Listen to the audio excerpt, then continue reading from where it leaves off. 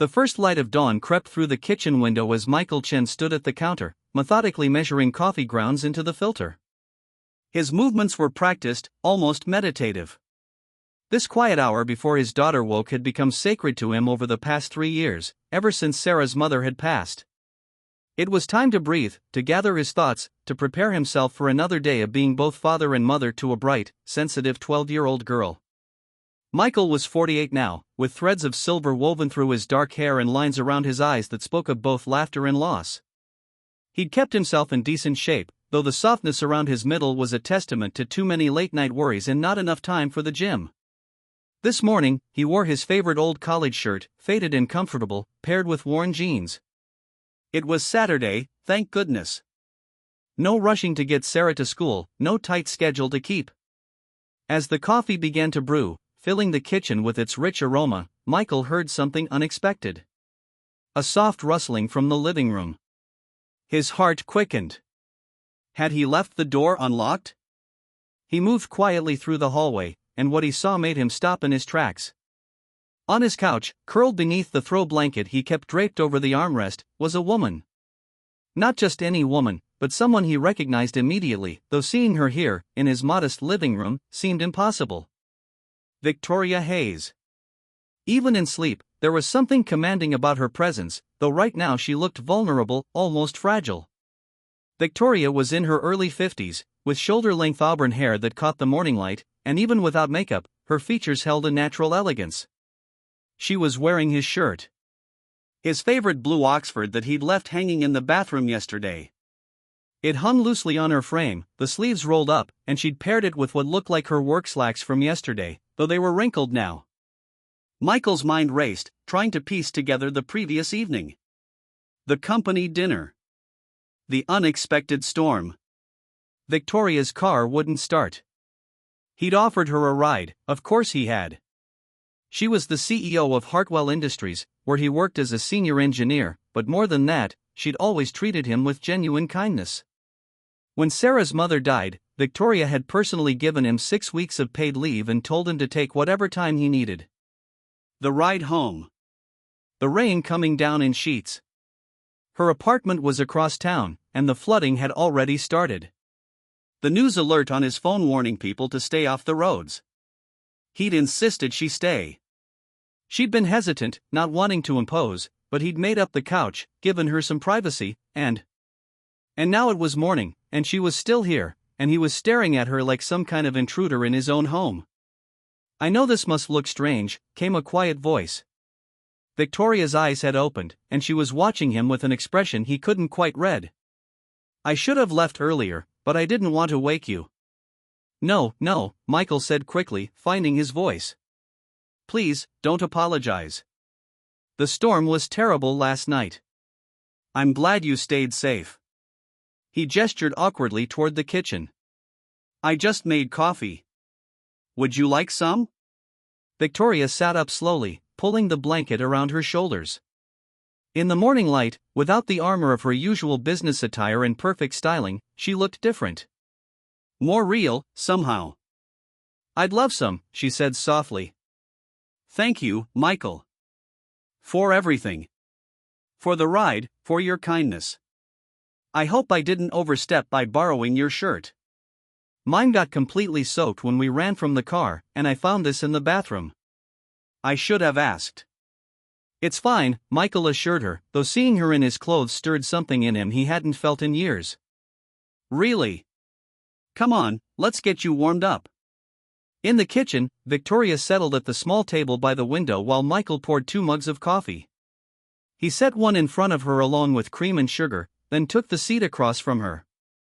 For a moment, they sat in comfortable silence, both warming their hands on their mugs. "Your home is lovely," Victoria said, looking around at the cheerful yellow walls, the drawings held to the refrigerator with magnets, the photo frames clustered on the windowsill. It feels like a real home. Warm. Lived in." Michael smiled. "That's a kind way of saying it's a bit cluttered. Sarah and I, we're not the tittiest pair." "That's not what I meant at all," Victoria said, and there was something wistful in her voice. "My apartment is immaculate. Everything in its place. You could photograph it for a magazine. And it's utterly soulless. She traced the rim of her mug with one finger. I don't think I've had coffee in my kitchen in months. I'm always at the office or grabbing something on the way. Michael studied her face. He'd worked at Hartwell Industries for 15 years, and he'd always admired Victoria from a distance. She'd built the company from a small startup to a major player in renewable energy technology. She was brilliant, driven, and fair. But he'd never seen this side of her, this quiet vulnerability. The coffee's better when you slow down enough to taste it, he said gently. Victoria met his eyes, and for a moment, something passed between them. Understanding, perhaps. A recognition of shared loneliness. I'm starting to realize that, she said. I'm 52 years old, Michael, and I've built an empire. I have more money than I could spend in 3 lifetimes. I can make decisions that affect thousands of people. And last night, when my car broke down and the rain was pouring and I realized I had no one to call. She paused, looking down at her coffee. You didn't hesitate. You just said, come on, let's get you out of this storm. Like it was the most natural thing in the world. It was, Michael said simply. Anyone would have done the same. But they didn't, Victoria replied.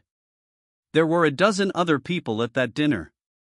Most of them just went to their cars and drove away. You're the only one who asked if I needed help. Michael didn't know what to say to that. He'd been raised to help people, to offer kindness when it was needed. His parents, immigrants who'd built a life here through hard work and community support, had instilled that in him. My parents used to say that we're all just walking each other home, he said.